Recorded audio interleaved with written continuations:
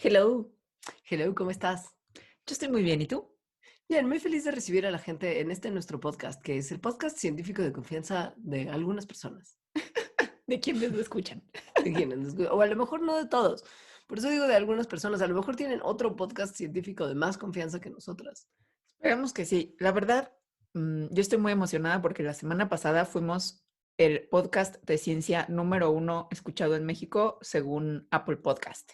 Eso estuvo increíble, Eso porque está además le increíble. ganamos a gente como Neil deGrasse Tyson, Y a Sam Harris. Y entre los primeros 10 éramos el único mexicano. además. Sí, Ahora, yo no entiendo por qué no la gente escucha un poco más de Radiolab y menos de Neil deGrasse Tyson. Ya sabes, si vas a oír un podcast de ciencia en inglés, ¿por qué no optas por escuchar el mejor? yo más bien no sé cómo esté clasificado Radiolab ahí. O sea, Ah, sí, yo creo que ya. depende de eso. Ujú. Ahora, yo que amo Radiolab mucho, una vez escuché un capítulo que me pareció como súper wow, mega interesante, en el que hablaban de uno de los temas de los que hablaremos hoy. Ah, yo también, en el que sale Carl Zimmer. Porque el tema de hoy fue muy coyuntural hace unos días, Muy. hace 2 semanas, pero ahora lo sigue siendo, que son los premios Nobel 2020. Miren que para nosotros es complicado hacer programas coyunturales porque pues no somos un programa que se graba como de grábalo hoy y sale mañana. Pero la realidad es que quisimos pues intentar sí hacer este programa porque los tres premios como de ciencia más dura que se dieron, de ciencias O sea, no biológicas, de economía. físicas, naturales, no de economía, Todos menos de economía, todos de la ciencia menos de economía. exacto, todos de las ciencias no sociales, este, y, y ya los temas estaban increíbles y además de uno de ellos que fue justo del que escuchamos el podcast de Radiolab, ya lo queríamos hacer desde hace mucho tiempo, entonces decidimos, la neta, aprovechar. Así es. Y entonces hay muchísimo de qué hablar porque son 3 premios Nobel, o sea, 3, de hecho son más de 3, porque el de física se dividió en 2, son 4 descubrimientos, pues, súper interesantes y de los cuales hay mucho que decir. Así que, pues, empecemos ya, porque si no, Pues, no pues vamos a bueno, terminar hablando como siempre de lo que queremos hablar. pero ok, ¿por qué no? ¿Por qué no primero si hablamos de por qué esto es interesante? Además de porque a nosotros los descubrimientos que ganaron nos parecen interesantes. ¿Por qué los premios Nobel son un happening? O Pues sea, porque tienen mucho prestigio, ¿no? O sea, pues como sí, que son. salen en las noticias. Claro. Tienes que ir como con, si eres un vato, como con un frac a la ceremonia a recibirlo, cosa que es como muy pasado de moda y está Se, padre. se te queda la etiqueta para siempre, ¿no? O sea, es como El premio Chuchito, premio Nobel Nobel. Juan Pérez. Ajá, exacto. Ajá. Entonces, bueno, esto, o sea, este prestigio de los premios Nobel, pues viene en parte de cómo se hace la investigación y finalmente se elige a quién darle los premios. Generalmente nos anuncian a los ganadores en octubre, noviembre, Ujú. pero ese proceso para elegir a los ganadores empieza mucho tiempo antes, o sea, tipo un año antes. Ajá. Cuando las instituciones que dan los premios Nobel, porque no nada más es una, sino son varias dependiendo del premio, invitan a muchísimas personas, tipo 6,000 personas, a nominar candidatos para los premios. Entonces, más o menos 1,000 nominaciones para cada premio son hechas. Eh, y a estas personas a las que se les invita, pues son premios Nobel pasados, miembros de instituciones que dan premios ellos mismos, investigadores que son activos en los campos de los que van a nominar el premio Nobel, ¿no? O sea, en física, química, economía, fisiología, medicina, etcétera. Eh, Personajes importantes de diversas instituciones académicas, universidades, cosas así. O sea, es gente, very important people. VIPs de la disciplina. Exacto. Y entonces, bueno, mandan como una propuesta escrita que se tiene que meter antes del 31 de enero del año en el que el premio se va a otorgar. Y para febrero, los 6 comités del Nobel, porque recordemos que también están los premios de las humanidades como tal, o sea, literatura y paz. Entonces son 6 comités, que es una para cada categoría, empiezan a trabajar, a evaluar las nominaciones que recibieron. Y están en contacto mucho con gente también que son como expertos foráneos, o sea, de afuera que no pertenecen al comité de selección, para ayudar a determinar la originalidad y el significado de las contribuciones de cada nominado. Para septiembre y principios de octubre, los comités ya terminaron su chamba y meten sus recomendaciones a la Academia de Ciencias Real de Suecia y a las otras instituciones que otorgan los diferentes Nobels. Y pues bueno, te liberan. Claro, es muy común que lo que nominó el comité se gane el premio. O sea, no siempre, y a veces es como de, no, a ver, este premio no se va a dar así, pero generalmente la recomendación del comité pasa, hay una Pero, deliberación y una votación secreta. exacto, o Sí, sea, al final la última palabra la tiene las instituciones que dan el Nobel, lo cual sí, es lógico, o sea, obvio. ajá, lo da, o Sí. sea, es como yo voy a dar un premio, pues yo elijo quién da el premio y sí, casi siempre siguen las recomendaciones de los comités que hicieron. Porque el trabajo además es súper arduo. O sea, se Sí, ve que es un proceso como muy estricto y muy riguroso. Y pues, si ya llegaron hasta allá, es que probablemente la recomendación es buena recomendación. esa cosa de que las deliberaciones sean secretas y se mantengan secretas, se mantienen secretas además como por 100 años o algo así. ¿A poco? Es decir, no puedes apelar. Ajá. O sea, son secretas e inapelables. Es como yo le voy a dar el premio Nobel a Leonora y si alguien se queja, pues me vale. Mi Por, premio Nobel, ya tengo un sí. premio Nobel. O sea, hay premios Cuéntanos. Nobel, o sea, la pregunta así como de ¿por qué a Lisa Meitner nunca le dieron el premio Nobel? Pues no se sabrá hasta el 2058, ¿no? Que es en 1958 se hizo esa deliberación y pues se queda guardada 100 años. Si hay algo en esa deliberación que es de, pues es que es mujer, es que voy y desentierro las tumbas a escupirles a las personas que eligieron. Va a ser interesante. Luego les hablamos de esa. Sí. Pero bueno, entonces, ¿qué ganan? Ganan una medalla de oro, un diploma que dice felicidades, usted ganó el premio Nobel, que es probablemente lo que dice el diploma, y una lanita que depende de cuánto dinero tenga la Fundación del Nobel, pero que normalmente es 1 millón de coronas suecas. Ahora, ese millón no se le da a cada una de las personas que ganan el Nobel, se Es le da por al Nobel. premio Nobel de Física 1 millón de coronas suecas. Y si ese premio Nobel de Física lo comparten 3 personas, se divide en partes como el comité decida dividirlo, que es lo que pasó este año, Que 1 millón de coronas suecas son como 24 millones de pesos más o hoy. menos. Al día, a la tasa, a Ajá. la tasa de cambio del día 15 de octubre. Entonces, bueno, empezamos a platicar en el orden en el que se entregaron. Primero, medicina o fisiología. Fue otorgado a 3 científicos que se llaman Harvey J. Alter, Michael Houghton y Charles M. Rice por el descubrimiento del virus de la hepatitis C.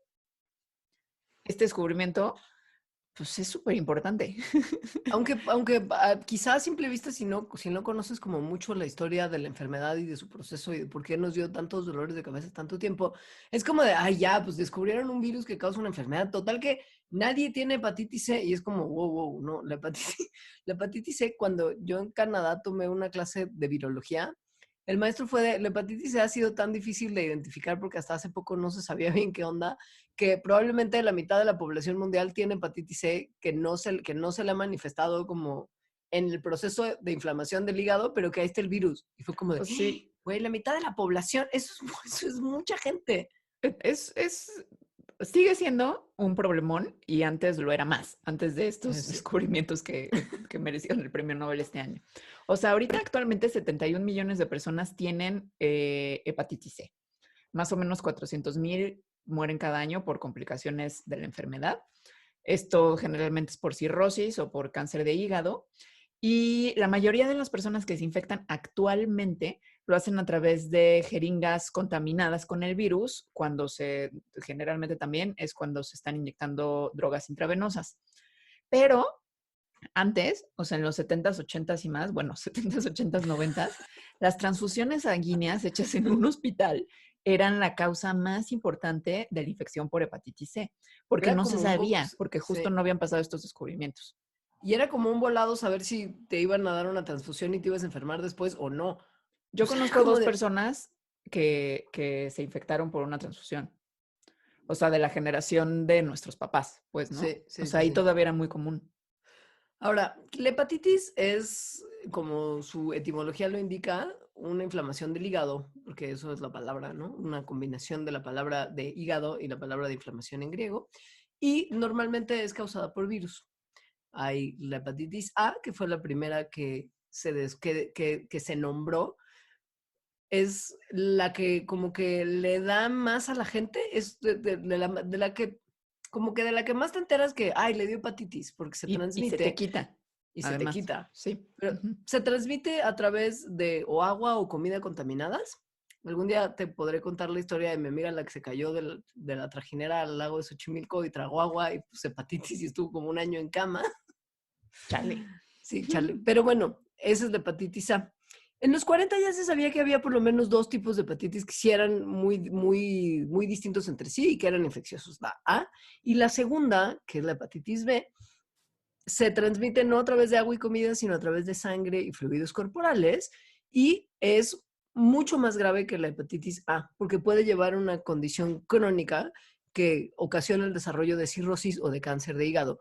Y es muy latosa porque ahí está como de repente, o sea, puede estar mucho tiempo en tu sangre y estás infectado de manera silenciosa y no se te ha manifestado la presencia del virus.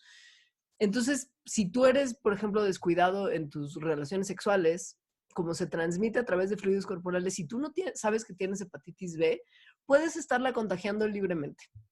La Y cosa es sí, que la hepatitis B, que se transmite, o sea, como este segundo tipo de hepatitis, que no es la que se transmite por agua o por comida, sino por sangre y fluidos, em, en los 60 que se descubrió que existía este virus de la hepatitis B, es como ya está este virus y seguía habiendo personas que tenían hepatitis y no tenían el virus de la hepatitis B. Es decir, seguía habiendo muchísimos casos inexplicables de gente con hepatitis y que no tenía el virus ni de la hepatitis A ni de la hepatitis B. Y tenía entonces esta enfermedad que es súper grave. El descubrimiento del virus de la hepatitis B, también en los 60 también mereció un premio Nobel en 1976 a quien lo descubrió, que es Baruch Blumberg. Pero igual seguía siendo como un súper problema, pues, o sea, las muertes cada año eran de hepatitis, eran comparables a las muertes por tuberculosis o por VIH cuando ya había. esos son O sea, números altos. era O un sea, problemón porque además era de sí. verdad un misterio. O sea, es como tenemos a un virus, que es el de la hepatitis B, y tenemos un montón de gente enferma que no lo tiene y que tampoco tiene la y que no sabemos qué está causando esa maldita enfermedad. Claro. Hasta que, bueno, había mucha gente investigándolo, ¿no? Porque justo era un problemón. No era un batillo así como yo voy a atender este problema que a nadie le importa. No, y además, o sea, el que primero empezó a trabajar en el tema que fue uno de los ganadores, fue Alter. Y en la época en la que Bloomberg, el que ganó el premio Nobel de la hepatitis B, ganó ese Nobel en 1976, Alter ya estaba por ahí trabajando también en estudiar qué está pasando que en los pacientes que reciben transfusiones sanguíneas les da hepatitis. O sea, ¿qué onda? Porque ya hay análisis de sangre que permiten como detectar la hepatitis B y esto hace que se reduzca mucho la tasa de infección de hepatitis por transfusión sanguínea, pero pues como decía Alita, seguía pasando. Y se desarrollaron también en esa época los tests de hepatitis A y era como, no, pues esto no corresponde, sigue siendo como lo sabíamos antes, como por comida y agua. Hepatitis A tampoco es la causante. Y lo que hicieron Alter y sus compañeros fue mostrar que la sangre de estos pacientes de hepatitis, que no eran ni A ni B, Misteriosa. misteriosa, podían transmitir la enfermedad a chimpancés, que son los únicos otros hospederos susceptibles a este virus de hepatitis, además de los humanos. Y estudios que siguieron realizando este mismo equipo en este agente infeccioso, porque todavía no se sabía realmente que era un virus, era que sí, que tenía las características de un virus y que era una nueva forma de hepatitis viral que no era ni la A ni la B. Y así se llamaba, hepatitis no A, no B. Sí, Esto es lo que mereció Alter el Nobel de este año. O sea, sí. el descubrimiento de que la hepatitis C era una enfermedad viral, todavía sin descubrir cuál era el virus en sí, o no identificarlo tal cual, fue lo que hizo que le dieran este año el premio Nobel, por eso que hizo en los 70, fue hace un montón que lo hizo. Pero bueno, después de eso, pues ya se había caminado un pasito, pero en realidad todavía no se sabía cuál virus era el que lo causaba. Lo cual empezó a ser pues como una súper prioridad, la identificación de este nuevo virus de la hepatitis no A, no B. La cosa es que identificar a ese virus con las técnicas que había en ese momento resultó ser imposible. O sea, de verdad no podía aislarse el virus con nada. Durante 10 años estuvieron trabajando en esto, hasta que Houghton, otro de los que ganó el premio Nobel este año, mientras trabajaba en una farmacéutica, lo logró. Es decir, aisló la secuencia genética del virus de una manera en que pudo como recortar o agarrar fragmentitos del material genético del virus que estaba en la sangre de chimpancés infectados y a partir de eso desarrolló una prueba en la que se pudiera detectar esos mismos cachitos en cualquier tipo de sangre. Entonces, de esa manera aisló la secuencia genética del virus y además permitió que se desarrollaran métodos para encontrar a ese virus pues en cualquier muestra. O sea, eso es muy de premio Nobel, la verdad. Sí, o sea, eso es lo que ahí ya supieron que, o sea, ahí ya le pusieron nombre, que le pusieron virus de la hepatitis C. Estaba como que medio obvio ya, ¿no? O sea, no podía seguirse llamando Noa Nove más tiempo. Ahora, esto fue súper importante y claramente decisivo para futuros tratamientos y eventualmente quizá el desarrollo de una vacuna, pero todavía faltaba un pedacito del rompecabezas, que era, ok, sí, ya tenemos este virus y ya vimos que tiene una relación directa con la hepatitis, pero la pregunta que queda por resolver es, ¿este virus solito da hepatitis o lo hace como de alguna manera interactuando con otro agente infeccioso, patógeno o qué? O sea, es la ¿Cómo? única causa, ¿o no? Exacto. O sea, si este virus solito puede replicarse y enfermar. Entonces, pues bueno, eso era lo que otro grupo de científicos que estaba encabezado por el tercer ganador del Nobel de Medicina o Fisiología, Rice, eventualmente descubrieron una piececita del virus que es la que permite que se replique dentro de las células humanas. Estaban trabajando con justo otros grupos de de virus de RNA y justo encontraron una partecita que no estaba identificada previamente en el genoma del virus de la hepatitis C, que pues parecía que tenía un papel importante en la replicación del virus. Y observó Rice variaciones como genéticas en muestras de virus aislados y fue como de, quizá unas de estas pueden eliminar la posibilidad del virus a replicarse. Entonces, hicieron una variante del virus de hepatitis C que tenía estas regiones que parecían inhibir la replicación eliminadas y fue como de, oh, si Sí se lo... replica. Ajá, se puede replicar perfecto si lo metes en células de chimpancé. O sea, quien realmente perdió toda esta batalla fueron los chimpancés. Pero sí, lo que hicieron es cuando Esos. el RNA con esta Sí. sección bloqueada que inhibiría la replicación entró a la célula de chimpancé, el virus empezó a replicarse súper feliz. Y los chimpancés pues se enfermaron de hepatitis. Entonces esta fue la prueba de que sí, este virus que se llamaba ya hepatitis C, solito explicaba todos los casos que antes no podían explicarse de hepatitis ocasionada por transfusiones sanguíneas. Bueno, y eso que hizo Rice y su equipo no solo fue importante para decir, ok, sí, ese virus solito, sino que además fue como el primer paso o el paso necesario para el desarrollo de medicamentos que actualmente existen que, para tratar a las personas infectadas con hepatitis C. Porque cuando Houghton, que es el anterior, Houghton es el de los 80s, o sea, Alter es 70s, Houghton Sí. 80s, Rice 90s. Cuando Houghton 80s identificó la secuencia genética del virus, todavía no se podía cultivar en cajitas de Petri, o sea, en el laboratorio este virus, algo que es súper necesario para el desarrollo de medicamentos. Eso se hizo posible con lo que hizo Rice. Entonces, ahí queda el de fisiología o medicina.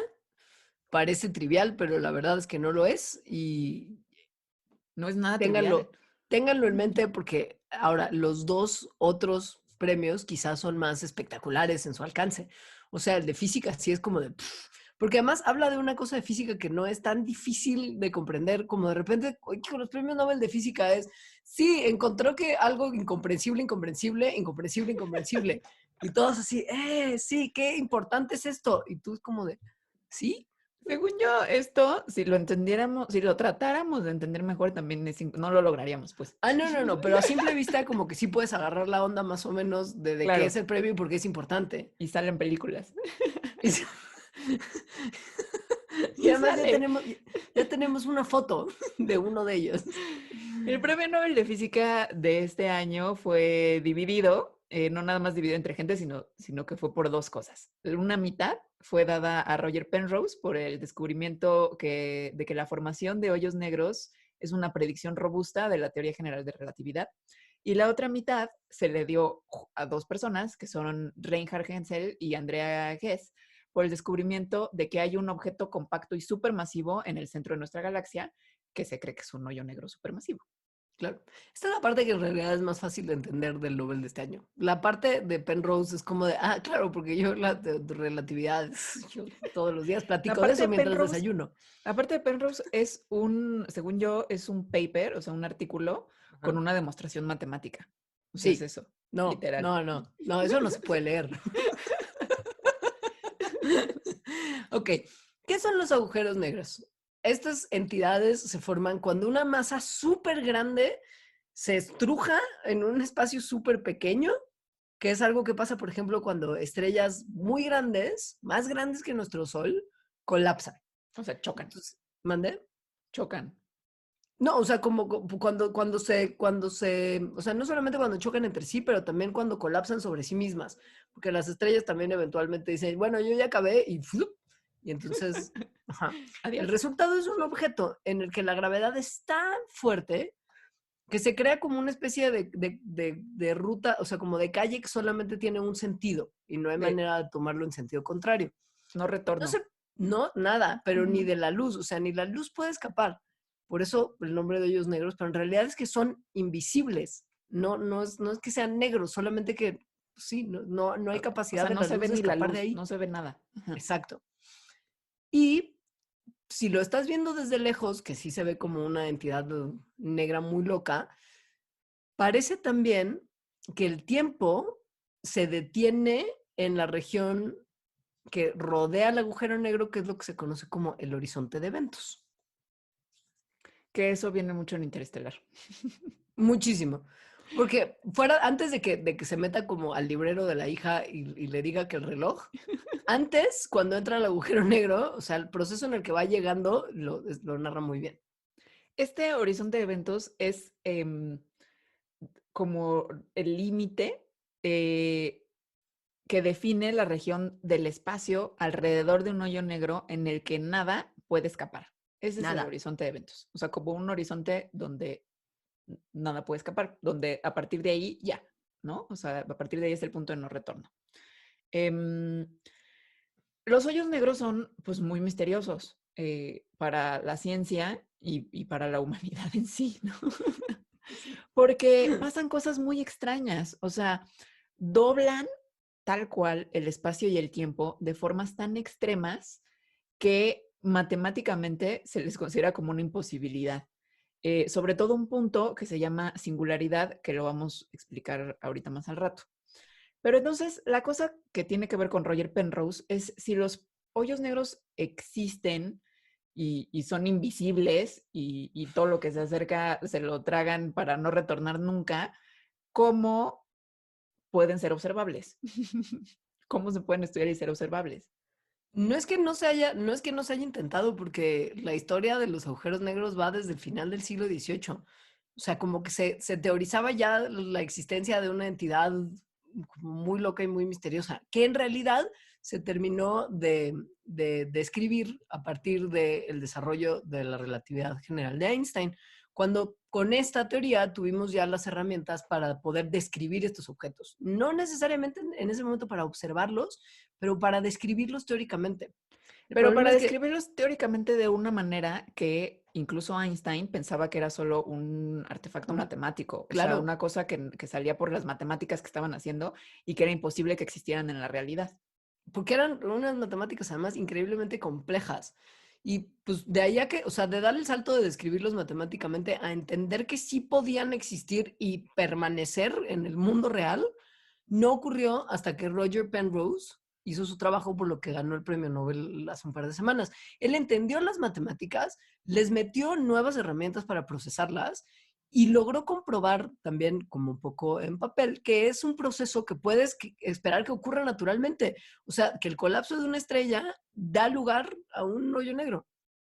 Sí, es decir, también lo probó matemáticamente, fue el año pasado, ¿no? Que hubo la foto del hoyo negro. Sí, Y bueno, antes, aunque no hubiera foto, había otros indicadores que decían que existía, pero mucho después de lo que Penrose hizo. Y de hecho, sí. todas esas cosas para poder detectar a los hoyos negros en la realidad son gracias a esta demostración que hizo Penrose, porque no nada más hizo la demostración a partir de la teoría general de la relatividad, sino que a partir de esa demostración matemática empezó a hacer descripciones de lo que se tendría que encontrar si un hoyo negro existiera en la realidad. Entonces, esas demostraciones es lo que permitió, esas matemáticas que él hizo, es lo Claro. que permitió que después, cuando ya se hacen observaciones, y a partir de las observaciones, entonces vas y te regresas y haces cálculos, se verá, ok, este cálculo coincide con lo que Penrose dijo, por lo tanto, la explicación es un hoyo negro.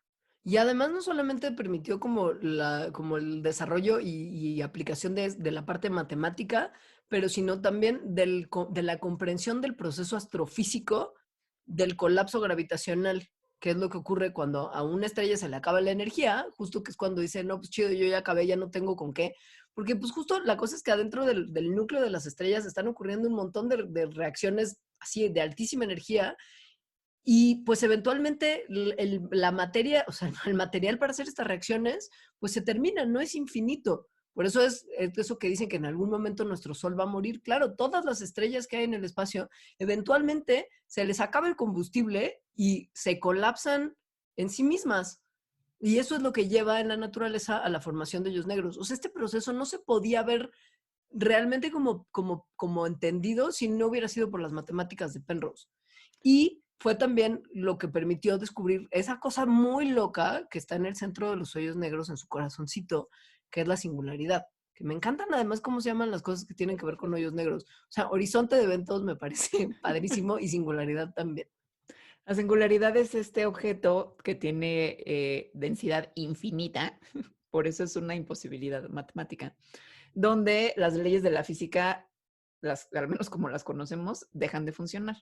O sea, en la singularidad, los conceptos que tenemos de espacio, de tiempo y de materia se rompen, lo cual pues es en realidad un problema, eh, digo, una cuestión grande que tiene la física teórica actual.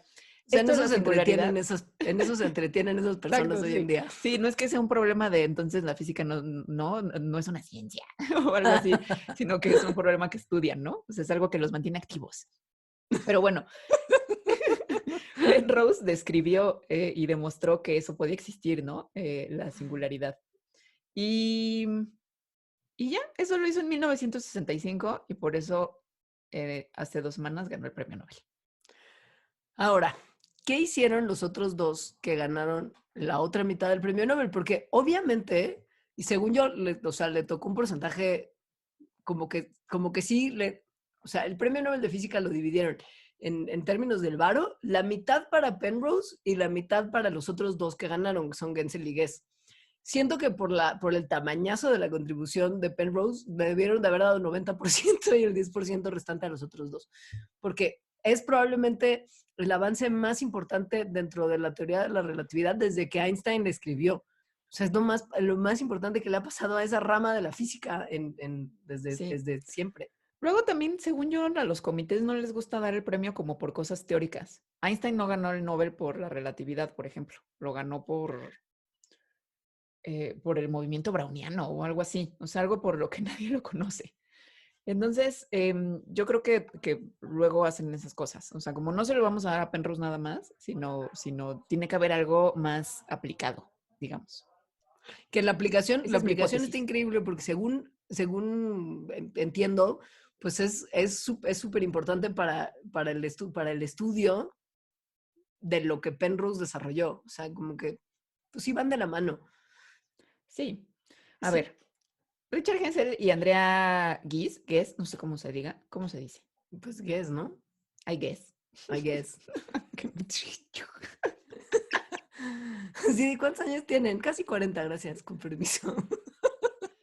Bueno, estas dos personas, cada una lidera de manera independiente de cada una justo un grupo de investigación de astronomía que más o menos a la par, al mismo tiempo, que es a partir de los 90, se han centrado en estudiar una región de nuestra galaxia, es decir, de la Vía Láctea, donde las órbitas de las estrellas empiezan a moverse muy aceleradamente de una manera muy extraña.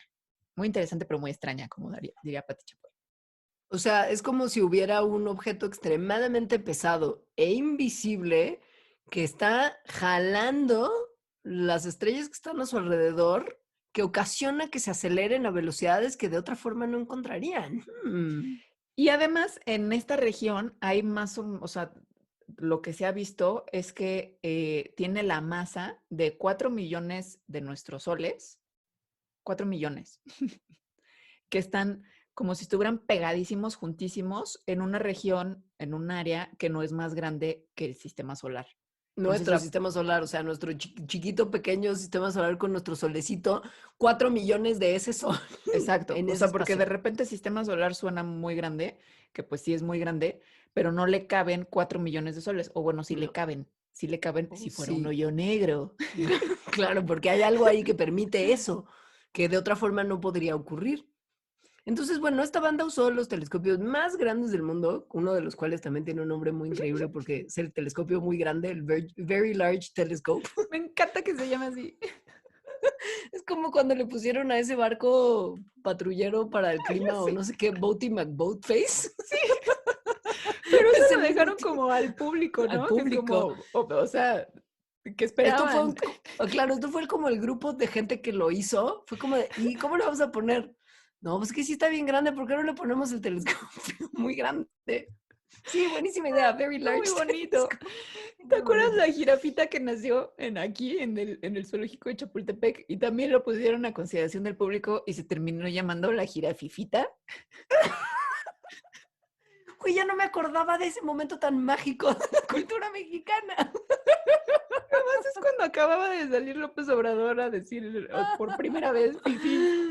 Uy, gracias por recordarme eso. Es increíble la jirafifita. Así de cambiar el nombre de Twitter a Jirafifita.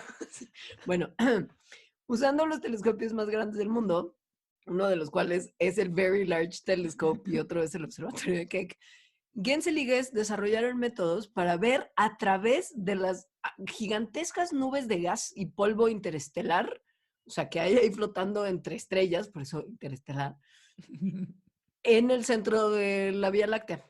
Y le jalaron la cuerda a los límites de la tecnología durísimo, porque fue como de, con lo que tenemos no se alcanza todavía a percibir muy bien. Entonces refinaron algunas técnicas para poder compensar por las distorsiones que genera observar algo a través de la atmósfera de la Tierra. Pues obviamente es una cosa ahí que perturba las imágenes. Pero ellos así refinaron, construyeron instrumentos nuevos y se comprometieron a decir, bueno, esta va a ser la labor de mi vida porque es un trabajo que se tiene que hacer durante mucho tiempo. No va a ser algo que nos va a dar resultados en un año. Entonces, compromiso. Y este compromiso lo que nos dio es la evidencia más convincente que tenemos hasta ahora de que en el centro de la Vía Láctea hay un agujero negro supermasivo. Que se llama Sagitario A. Y entonces resulta que tiene la masa de 4 millones de nuestros soles y el diámetro es mucho más chico que esto que estaban viendo del sistema solar. Mide 24 kilómetros de diámetro. No, O sea, 24 mide menos. millones de kilómetros. Ah, perdón. Sí, no, Entonces, no, sí. 24 kilómetros sí está muy loco. O sea, Pues así sería son muy los hoyos chiquito. negros, muy locos. Sí, sí, sí, sí, pero igual no es mucho. O sea, la comparación de lo del sistema solar, de pensar que 4 millones de un sol, que es lo que ocupa más espacio en el sistema solar, caben Sí. en ese mismo cachito, sí, no, no. Entonces, un poquito de la historia de este descubrimiento es que desde hace mucho tiempo en la astronomía se sospechaba que en el centro de cada galaxia hay un hoyo negro supermasivo y que las galaxias que están activas, pues resulta que todavía no se los ha comido por completo ese hoyo negro. Porque eventualmente pasará. La ¿O no? nuestra es una activa, ¿no? Por eso estamos aquí hablando. Eh, pero bueno, si estos supuestos fueran correctos, entonces en el centro de todas las galaxias se tendría que encontrar evidencia de eso, ¿no? De hoyos negros gigantes. Desde la Tierra es difícil de observar, pues por lo que ya dijo Leonora, ¿no? Hay muchas cosas en medio del hoyo negro del centro de la galaxia que de nuestro planeta, sobre todo muchísimo gas y polvo interestelar. ¿Qué hace entonces que solamente ciertas frecuencias de radiación, que es lo que se manda para ver y ver cómo se regresa, puedan pasar? Esas fueron, en eso se centra más bien los avances tecnológicos que hicieron estos dos equipos que ganaron el premio Nobel. Es decir, en ver cómo demonios mandar ciertas ciertas radiaciones, ciertos rayos que pudieran regresarles información pertinente sobre lo que estaba pasando allá lejísimos. Ahora, la estrategia estuvo como medio, pues, no quiero decirlo así, pero pues medio de huevos. El trabajo que hicieron sí fue como, qué paciencia y perseverancia. O sea, estuvieron décadas midiendo la trayectoria de las estrellas y estando así como de a dónde va, cómo se está moviendo, mientras orbitan este objeto misterioso central. Entonces, el radio y el periodo de cada órbita iba a darnos pistas de la masa del objeto central y o sea, el momento en el que se detectaba como el mayor acercamiento a este objeto en el medio nos iba a permitir detectar el tamaño posible de esta entidad. O sea, lo que era muy importante era eliminar cualquier duda de que esto no fuera un hoyo negro. O sea, más que probar que lo fuera, tenían también que probar que no era cualquier otra cosa que no fuera un hoyo negro. Y para esto también lo del tamaño es fundamental, porque tenían que probar que esto era tan chiquito que no podía ser nada más que un agujero negro. O sea, justo parte de su misterio es que en su tamaño, que no es un tamaño así mega turbo gigantesco, hay tanta tanta masa, cosa, sí. tanta masa. Entonces, si era realmente pequeño, con la masa de 4 millones de soles, no había manera de que fuera nada más que un hoyo negro supermasivo. Entonces, de repente se puede pensar como, ok, mandan, ¿no? O sea, lo ven con telescopios, con esta radiación y ven al hoyo negro o captan así tal cual la información que viene directo del hoyo negro y en realidad no. Eso es porque el hoyo negro es región en el universo donde se come todo. Entonces, la manera de más bien inferir que ahí está eso es viendo qué está pasando con los objetos que orbitan alrededor de él, es decir, las estrellas. Lo que hicieron, que es lo que estaba contando Leonora, es medir las órbitas de algunas de las estrellas, pero con extrema precisión. O sea, medían qué tanta amplitud tenían las órbitas, o sea, el radio, y a qué tanta velocidad, o sea, el periodo de cuánto se tardaba en dar una vuelta a cada órbita al objeto central, misterioso que había ahí.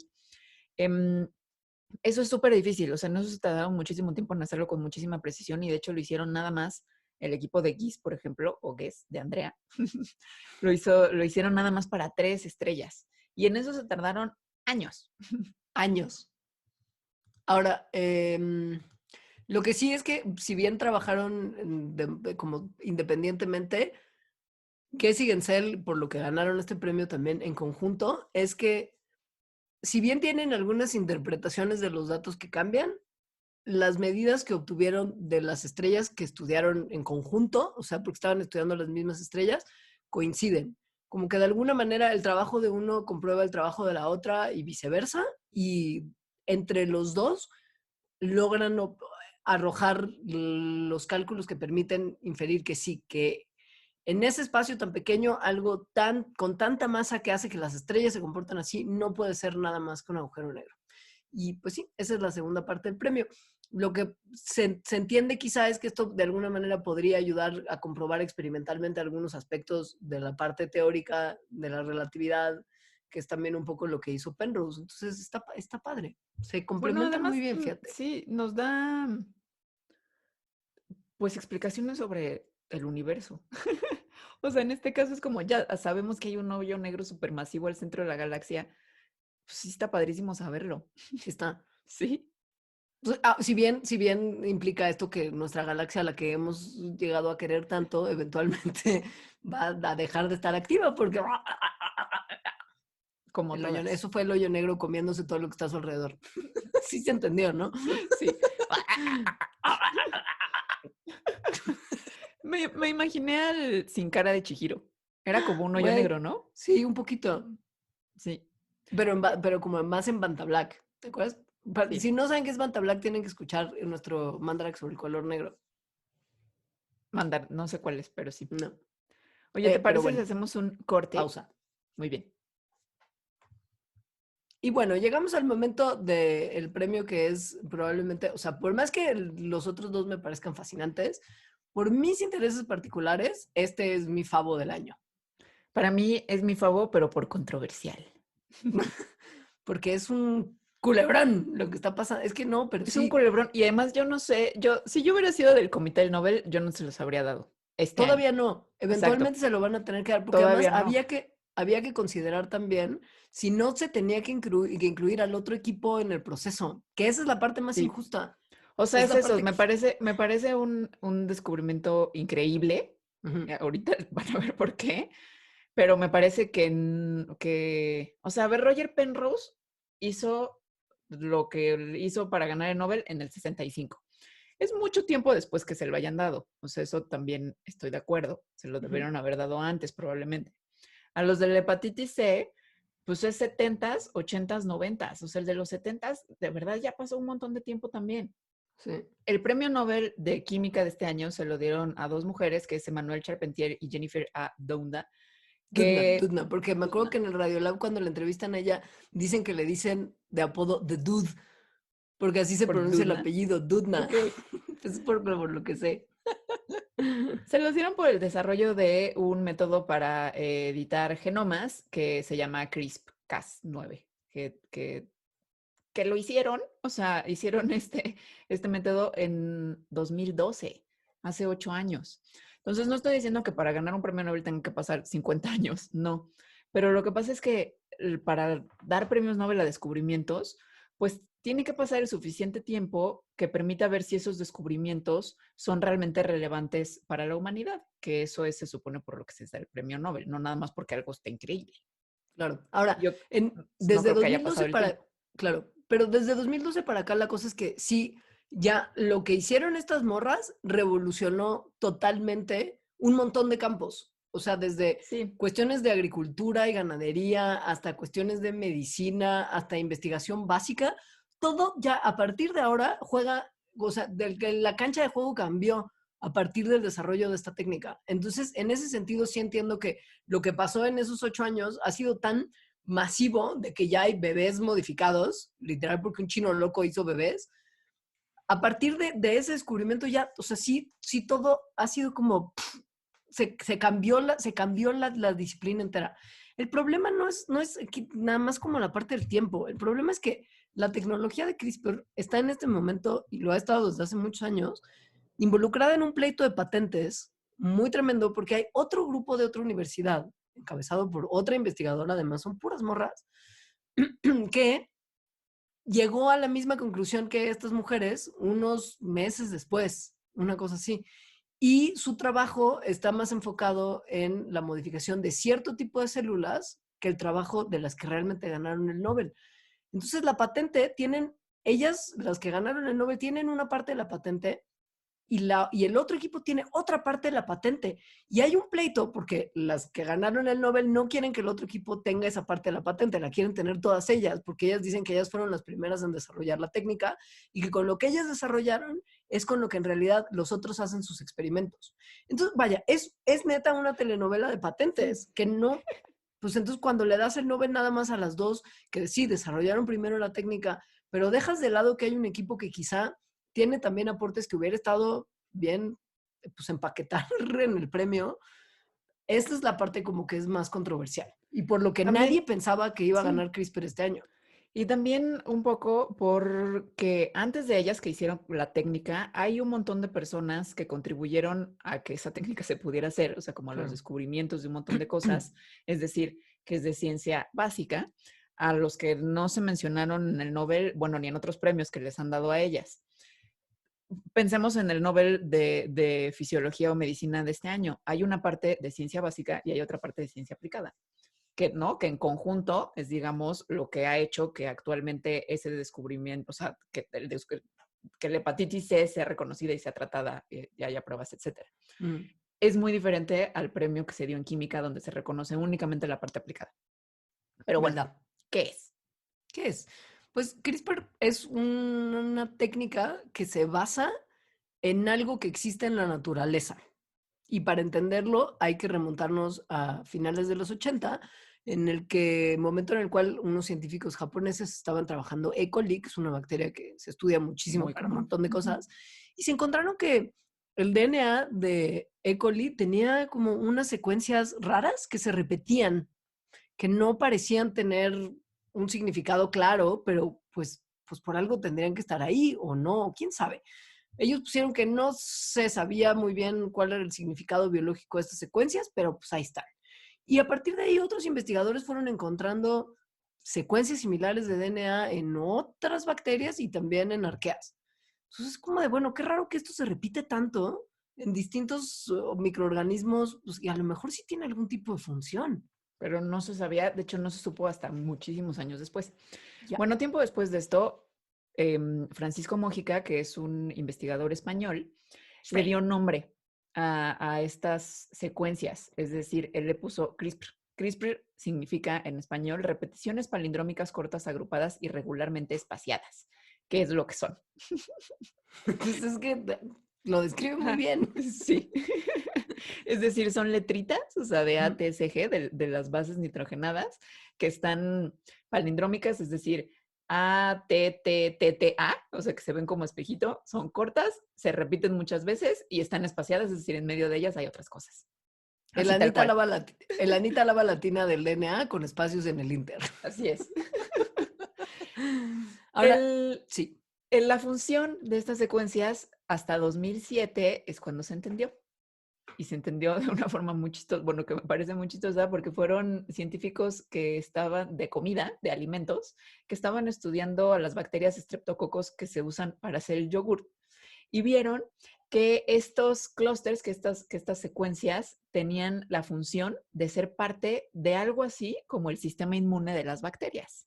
Esto es increíble, Sí. increíble porque no pensarías que las bacterias tienen algo que funciona de una manera como tan simple y a la vez tan perfecta y Efectiva. compleja, ¿no? Uh-huh. O sea, miren, fíjense, porque es muy importante como partir desde aquí. Nosotros estamos en este momento muy sacados de onda porque pandemia, porque hay un virus que nos está atacando y nos está dando mucha lata. Bueno, las bacterias también tienen virus que las atacan y les dan mucha lata constantemente. Entonces, bueno, como no tienen tantas herramientas como nosotros, igual tienen que, pues sí, idealmente defenderse estaría Uh-huh. padre. Y algunas producen enzimas que les ayudan a combatir a las infecciones virales. Entonces, cuando las enzimas de una bacteria logran matar a un virus invasor, otras pequeñas enzimitas van a llegar, van a como que agarrar lo que queda del código genético del virus, porque sabemos que los virus inyectan su genoma a la célula que están infectando para que se incorpore al genoma de la célula y como que la hijackee como un La secuestrador de usan para es como de, replicarse a sí mismos. exacto, lo usan para replicarse a sí mismos. Y entonces, bueno, llegan estas enzimitas, agarran lo que quedó del virus, del código genético del virus, y lo cortan en pedacitos pequeños, almacenándolo en los espacios de CRISPR dentro del genoma de la misma bacteria. O sea, como que agarran los pedacitos del virus y los meten en su genoma. Que tiene esto, tiene una Sí, función. un No sé si no pedacito del está virus. más. Lo Sí. meten entre estas secuencias repetitivas. Es Sí. decir, los espacios que hay entre las repeticiones son cachitos del genoma de virus que han atacado a las bacterias. Uh-huh. Entonces, los CRISPR, estas regiones, son partes especializadas del ADN que tienen dos características distintas, ¿no? Ya dijimos, o sea, las repeticiones y lo que hay en medio. Lo que hay en medio serían como fotos, más o menos, de cosas que permiten identificar a un virus que ya llegó a atacarte a ti, bacteria. O sea, como en estos carteles del pasado que era de se busca y salía como la cara del ladrón que estaban buscando, ¿sabes? Como muy de película del oeste que sale, se busca y una recompensa. Imagínense eso de los virus que han atacado a la bacteria. Entonces, como que la policía de la bacteria tiene todas estas fotos de todos los virus que le han atacado en algún momento y si de casualidad ese mismo tipo de virus trata de infectar a las bacterias de nuevo, van a poder identificarlo súper rápido y producir las enzimas de ataque que se llaman Cas9. Por eso la técnica de edición genética se llama CRISPR-Cas9.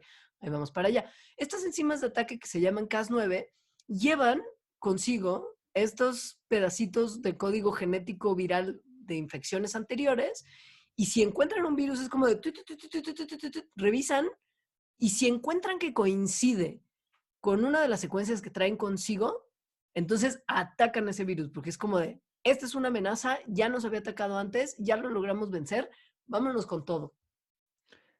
Está increíble. O sea, es como Sí si está. tuvieran el álbum de fotos de las cosas que los han atacado metidas en su genoma, de manera que pueden reconocerlas pues inmediatamente cuando se vuelven a Sí. encontrar con ellas y mandar, producir y mandar a la enzima Cas9 a que los destruya, tal cual corta el DNA de los virus y con eso los destruye. Esa es la parte clave. La manera en la que los destruye es como si tuviera unas tijeritas y cortara la información genética del virus. Por eso, Corta en los ajá, lugares que tiene en su propio genoma. Es decir, sí, cuando la primera vez se encontró con el virus, ¿no? Agarró un cachito del virus y lo metió en sí mismo, es decir, tiene una foto no del virus completo, ¿no? Sino de un cachito. Entonces, cuando se lo encuentra, corta ese cachito, lo cual destruye al virus. sí. Pero lo reconoce con ese cachito y ahí es donde la enzima puede cortar. Esto es Y súper importante para es entender la súper, técnica. claro, porque es súper preciso este corte, es así quirúrgico. O sea, es base por base, letrita por letrita, Ajá. tal Ok, cual. creo que con ese contexto ya casi que se entiende lo demás. Pero está increíble haber como tomado este conocimiento del sistema inmune, por decirlo así, de la bacteria, y pensar como de, ¿y si yo lo agarro? O sea, yo agarro como esas secuencias, las replico en el laboratorio, les pego un pedacito de información genética que a mí me interesa cortar en otra célula, como X célula, para ver si funciona y ver que si copias las secuencias y las reproduces y le pegas ese cachito de DNA, puedes, de hecho, cortar de manera súper exacta y precisa en tu célula experimental el pedazo de DNA que estabas buscando cortar. Esa es como la trama del premio Nobel. O sea, este mecanismo aplicado en el laboratorio, lo que las bacterias tienen y obviamente tuneado y lo que sea, para que pueda además cortar cualquier pedazo de DNA, no solamente viral. Esto es por lo que estas mujeres ganaron el premio Nobel. Y es así, pues tan simple, digamos, porque de verdad es como simple de comprender. O sea, lo que hacen es darle RNA, que es una tira parecida al DNA a partir de la cual el DNA se copia.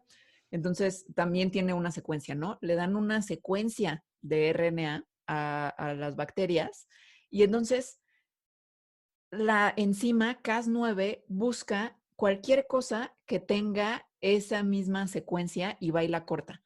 No nada más en virus, sino en cualquier tipo de célula. Por lo tanto, CRISPR-Cas9 como un sistema, como una tecnología, puede cortar cualquier genoma en lugares súper precisos que se le digan. Exacto, tú agarras tu secuencia CRISPR con tu enzima Cas9 y le metes ahí como que le pegas el fragmento de DNA que quieres que identifique, lo avientas a la célula, CRISPR-Cas9 va a agarrar esa información genética y la va a cortar exactamente. La va a cortar y además te va a permitir que si tú así lo deseas, puedas también meter otra secuencia en el lugar en el que cortaste, antes de que la cadena de información genética se repare. Porque nuestro DNA tiene la capacidad, bueno, el DNA tiene la capacidad de que si se corta en algún lugar, repararse para que la cadena no se rompa. Es un proceso que es súper importante para la continuidad de la vida en la Tierra. Y entonces lo que se puede hacer es que se corta este pedacito que quieres cortar, por ejemplo, un gen que haga que los tomates maduren más rápido. Entonces tú dices, no, yo no quiero tomates que maduren rápido, quiero tomates que maduren súper lento para que duren más en el súper.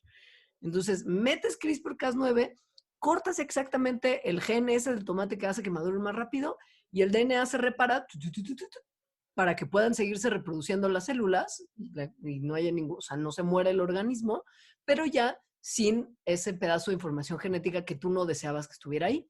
Pero también justo antes de que se cierre, si tú lo que quieres es cambiar ese gen del tomate por algo que haga que ese tomate sepa a fresa, entonces aproveches y Digamos, metes ahí. sí, Mande.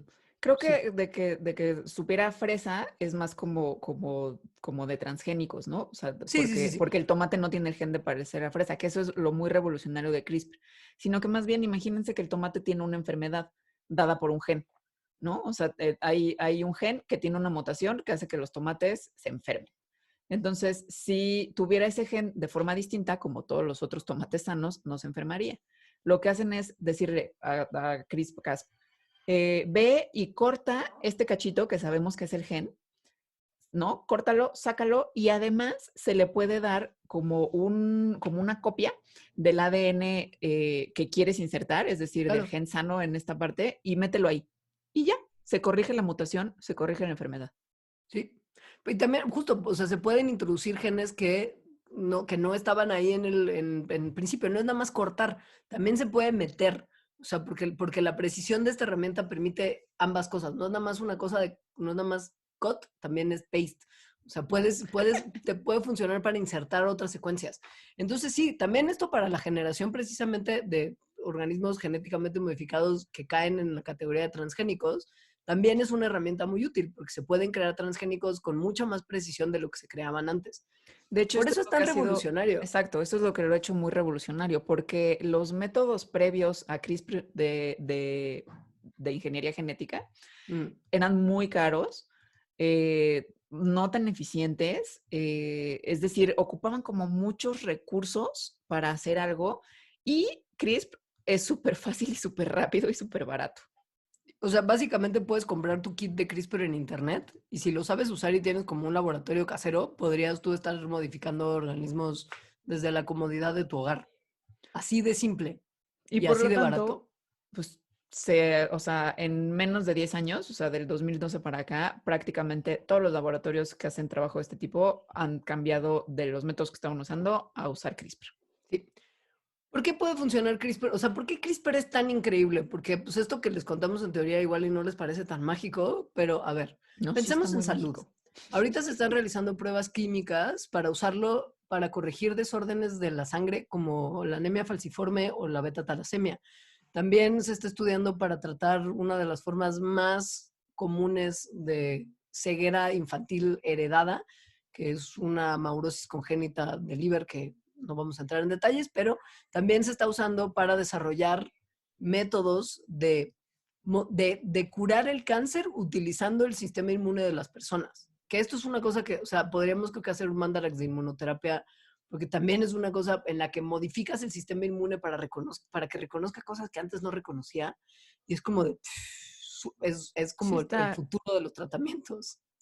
También para enfermedades hereditarias, Ujú. se cree que podría ser prometedor para tratarlas o curarlas por completo.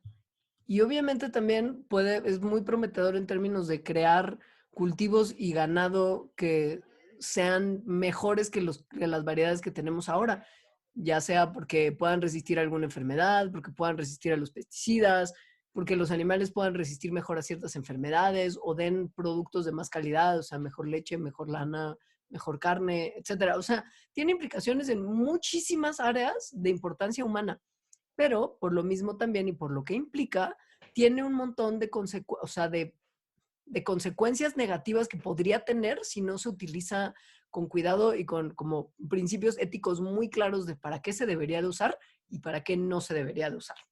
O sea, de consideraciones éticas mayores que pues no están tan resueltas y además como es algo tan novedoso, ha existido también todo el vacío legal, digamos, y como es tan fácil de hacer cosas que pues han sido sujetas de mucha crítica ética.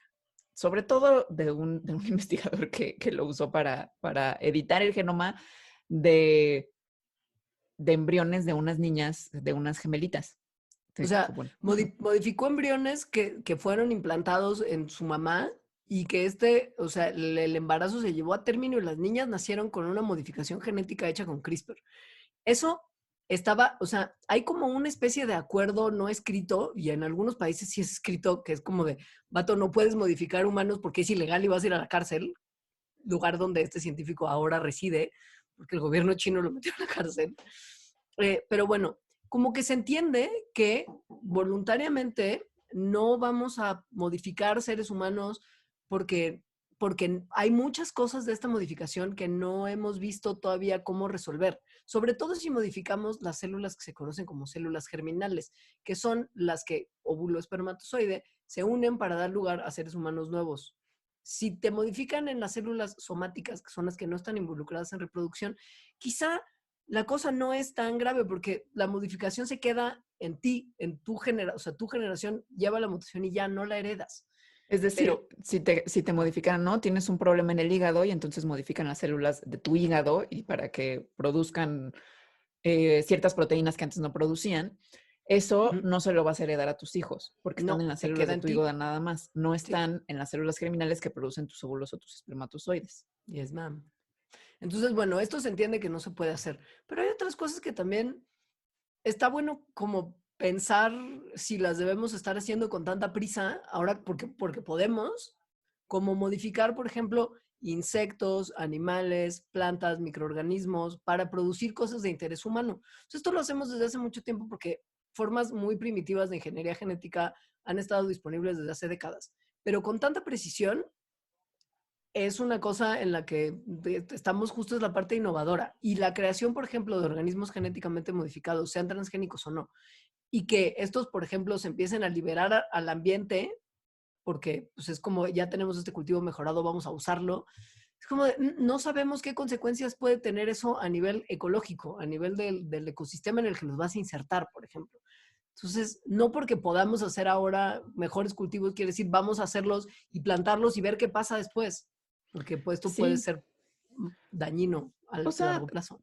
al final es una cosa de la ética, sí es importante, chavos. Sí, sí, es bien O importante. sea, porque puede sonar padrísimo como de, bueno, ¿por qué no modificaríamos humanos para hacernos resistentes al VIH, que es lo que que es lo que hizo este investigador chino con las gemelas? Suena bien, ¿no? O sea, suena como la cura del VIH, o podría sonar así. Sin embargo, sí es bien, o sea, imagínense que se permite hacer eso y entonces se empieza a permitir hacer más modificaciones genéticas.